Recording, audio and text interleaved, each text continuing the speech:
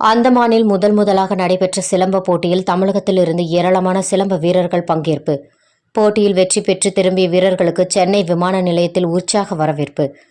அந்தமானில் முறையாக நடைபெற்ற சிலம்ப போட்டியில் பெருங்களத்தூரில் இருந்து ஃபெனியல் ஸ்போர்ட்ஸ் அகாடமி சார்பில் 50 வீரர்களும், திருவெற்றியூரில் யுத்தவர்மா சிலம்ப போர்க்கலை அகாடமி விளையாட்டு சங்கம் சார்பில் 50 வீரர்கள் என தமிழகத்தில் இருந்து 100க்கும் மேற்பட்ட சிலம்பம் கற்றுவரும் மாணவர்கள் அந்தமானில் முறையாக நடைபெறும் youth camp federation of India சார்பில் நடந்த போட்டியில் கலந்து கொண்டனர்.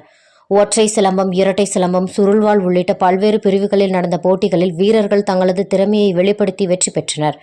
இந்த நிலையில் பல்வேறு பதக்கங்களை வென்று இன்று சென்னை திரும்பிய விளையாட்டு வீரர்களுக்கு விமான நிலையத்தில் மாலை மற்றும் சால்வை அணிவித்து உற்சாக வரவேற்பு அளித்தனர்.